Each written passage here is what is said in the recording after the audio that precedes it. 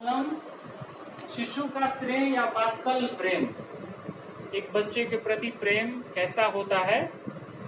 प्रसिद्ध नाटककार दिंगनाथ द्वारा रचित संस्कृत वाङ्मय के प्रसिद्ध नाटक कुंदमाला के पंचम अंक से संपादित करके यह पाठ लिया गया। कहाँ से लिया गया है?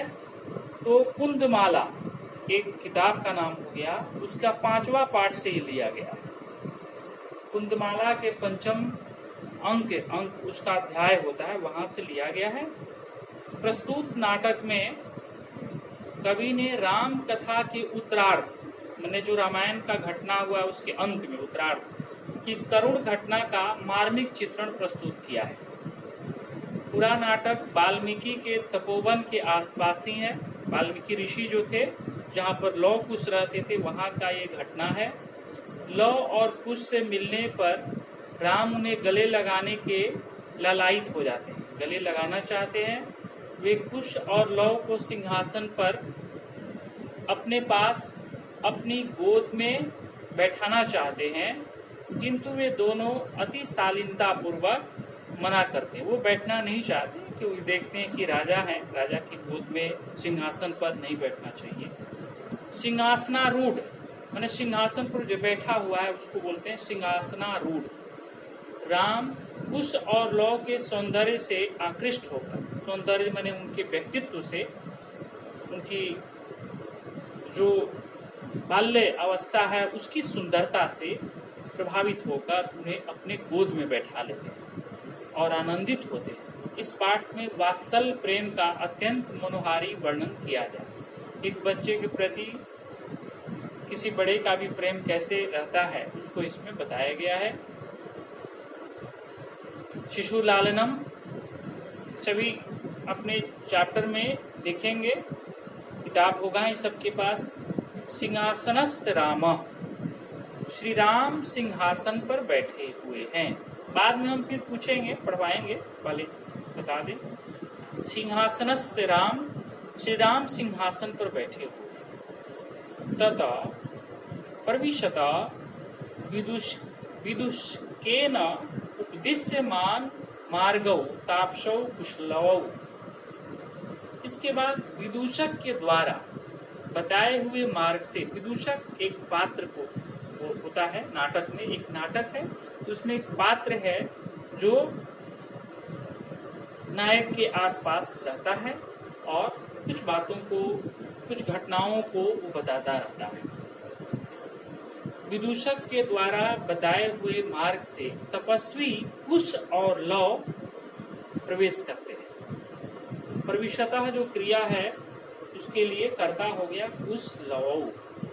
कुश लवौ में कौन समास है, कोई बता सकते हो?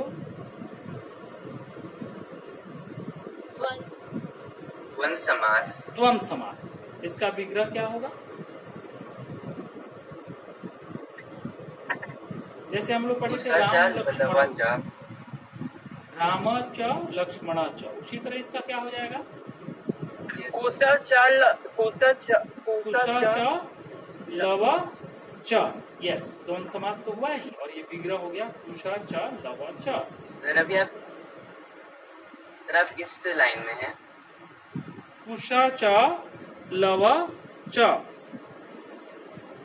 विदूषक इता इता आर्यो, आर्यो संबोधन के रूप में है। विदूषक जो है पात्र, वो बोलता है इधर से दोनों आर्य मैंने दोनों लौ और कुश को बोल रहा है कि इधर से आया जाए। कुश लौ रामस्य समीपम उपसृत्य प्रणम्य च।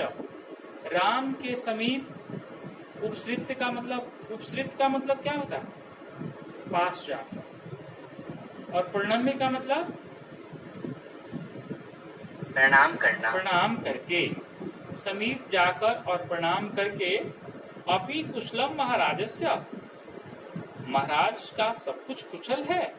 ये लौ कुश जाते हैं राम के पास, श्री राम के पास जाते हैं जो सिंहासन पर बैठे हुए हैं, और वहां जाकर पूछते हैं कि क्या महाराज का सब कुछ कुशल है। ये अपि जो है वो भी अर्थ होता है। एक अपि जब आरंभ में प्रयोग होता है तो प्रश्न भी बना देता है, क्या अर्थ भी होता है। मतलब अपि का दो अर्थ होता है, भी और क्या। जब इसको बीच में प्रयोग करेंगे तो भी अर्थ हुआ। रामेण सह मोहन अपि गच्छति, राम के साथ मोहन भी जाता है। लेकिन अगर बोला जाए कि अपि रामा गच्छति, मतलब क्या राम जा रहे हैं, ऐसे प्रयोग होता है। अपि का दो अर्थ होता है। अपि कुशलम महाराजस्य, महाराज का सब कुशल है। राम बोलते हैं युष्मत दर्शनात् कुशलम कुशलम इव, यानी तुम लोगों के दर्शन से कुशल ही है। तुम लोगों के दर्शन से, देखिए दोनों बालक दिव्य दिख रहे हैं, एक विशिष्ट बालक दिख रहे हैं। इसलिए श्री राम बोल रहे हैं कि तुम लोगों के मिलने से या दर्शन होने से कुशल ही है। भवतो किम वयमत्र कुशल प्रश्नस्य भाजनमेव, और क्या आप दोनों से मैं कुशलता भी पूछ सकता हूँ। आप दोनों से भी मैं चाहता हूँ कुशलता के बारे में, आप लोग कुशल हैं कि नहीं, इस बात को मैं पूछना चाहता हूँ। एवं पुनः अतिथि जम समुचितस्य कंठाश्लेषस्य, और अब आए हुए अतिथि से मैं गले लगना चाहता हूँ। बच्चे लोग को देखकर श्री राम चाहते हैं कि गले लगे, इसलिए क्या बोलते हैं कि मैं आप लोग की कुशलता भी पूछना चाहता हूँ और आप लोगों से गले भी लगना चाहता हूँ। पुनः पुनरतिथि जो दिया है, संधि विच्छेद करेंगे तो पुनः जोड़ अतिथि जन समुचितस्य कंठ आश्लेषस्य, मतलब कंठ गले लगना, आलिंगन करना, मैं गले लगना चाहता हूँ। परिष्वज्य गले लगकर। अहो हृदय ग्राही स्पर्श, एक बहुत ही हृदय को आनंदित करने वाला स्पर्श है। मतलब जब गले लगते हैं श्री राम लव और कुश को, तब वो बोलते हैं कि हृदय को, मैंने मन को बहुत ही शांति देने वाला इन बच्चों का स्पर्श है हृदय ग्राही। हृदय ग्राही मैंने हृदय को बहुत ही अच्छा लगने वाला स्पर्श। आसनार्धम, आसन अर्धम उपवेश्यति, आधे आसन पर बैठाने की इच्छा करते हैं। श्री राम क्या चाहते हैं, इन बच्चों को आसन पर बैठाना चाहिए। आसनम अर्धम, अर्धम ने आधा, उपवेश्यति मैंने बैठाना चाहते हैं। उभौ, उभौ का मतलब दोनों, कौन दोनों, लव और कुश। राजासनम खलु एतत्, यह निश्चित रूप से राजा का आसन है। यह निश्चित रूप से राजा आसनम खलु एतत्, यह निश्चित रूप से राजा का आसन है। न युक्तम अध्यासितुम, और इस पर बैठना उचित नहीं। अध्यासितुम मैंने बैठना, न मन नहीं, तो इस पर बैठना उचित नहीं। अब जैसे यहाँ दिया है उभौ, उभौ शब्द, उभौ शब्द किसके लिए प्रयोग हुआ है, पूछा जाए कि उभौ शब्द किसके लिए प्रयोग हुआ है, तो लौ कुश के लिए।